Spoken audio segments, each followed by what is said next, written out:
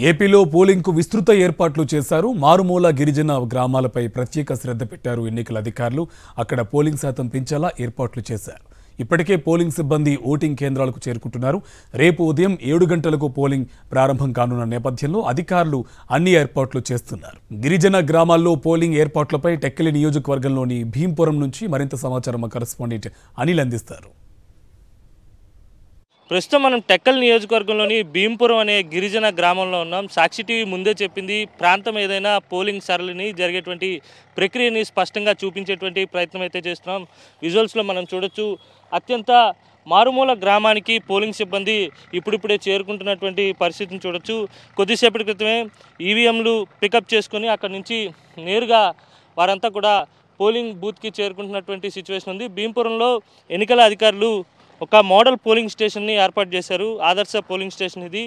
ఈ పోలింగ్ స్టేషన్లో రేపు ఉదయం మొదట మాక్ పోలింగ్ జరిగిన తర్వాత అసలైన పోలింగ్ 7 గంటలకి మొదలు కాబోతోంది. దానికి అనుగుణంగా పూర్తి స్థాయిలో ఈవీఎంలు కావచ్చు, వీవీప్యాట్ సిస్టమ్ కావచ్చు, మొత్తం అంతా కూడా పట్టుకొని ఈ సిబ్బంది అంతా కూడా ఇక్కడికి వస్తున్నటువంటి విజువల్స్ని సాక్షి టీవీ స్క్రీన్పై ఎక్స్క్లూజివ్గా మీరు చూస్తున్నారు. మొత్తంగా చూసుకున్నట్లయితే కనుక ఈ ఆదర్శ పోలింగ్ స్టేషన్లో పూర్తి స్థాయిలో పోలింగ్ నమోదవుతుందని ఆశిస్తున్నటువంటి పరిస్థితి.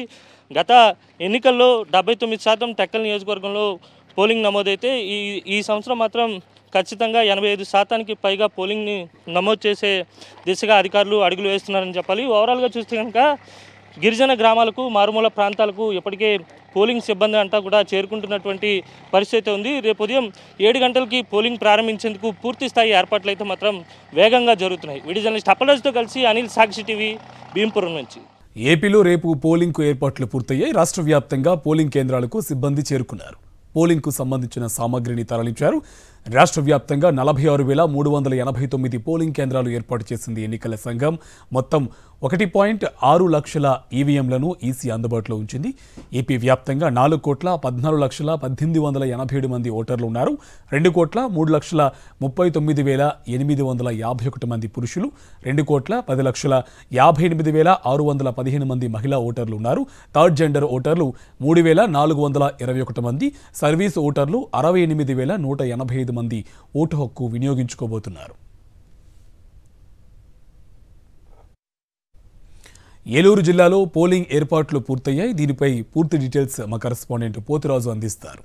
కార్తీక్, చూడవచ్చు సార్వత్రిక సమయంలో ఎంతో కీలకఘట్టమైనటువంటి పోలింగ్ సంబంధించి కూడా ఏర్పాట్లు కూడా ముమ్మరంగా జరిగాయని చెప్పొచ్చు. ఇక్కడ ఉన్నటువంటి చూస్తే కనుక ఏలూరు జిల్లాకు సంబంధించి ప్రధానంగా చూసుకుంటే కనుక 1744 పోలింగ్ కేంద్రాలు ఉన్నాయి. ఈ పోలింగ్ కేంద్రాలకు సంబంధించి కూడా చూస్తే 16.37 లక్షల మంది ఓటర్లు కూడా రేపు ఓటు హక్కుని వినియోగించుకున్నారు. వీరికి సంబంధించి కూడా క్షేత్రస్థాయిలో కూడా సిబ్బందికి సంబంధించి కూడా ఇప్పటికే పోలింగ్ కేంద్రాల వద్దకు చేరుకున్నారు. వీవీప్యాడ్లకు సంబంధించి ఏవైతే స్టేషనరీకి సంబంధించినటువంటి సామాను, ఓటర్ లిస్టుతో పాటు పూర్తిగా కూడా వారు కూడా ఇక్కడ చేరుకుని కూడా అంతా సిద్ధం చేసుకున్నారు చెప్పొచ్చు. రేపు ఉదయం 7 గంటల నుంచి కూడా పూర్తి స్థాయిలో కూడా పోలింగ్ అయితే ప్రారంభమవుతుందని చెప్పొచ్చు. జిల్లాలో చూసుకుంటే ప్రధానంగా ఏలూరుకి సంబంధించినటువంటి సమస్యాత్మక ప్రాంతాలు చూసుకుంటే వీటిలో 412 సమస్యాత్మక ప్రాంతాలపై కూడా పోలీసు యంత్రాంగం ప్రత్యేకమైనటువంటి దృష్టి పెట్టిందని చెప్పొచ్చు.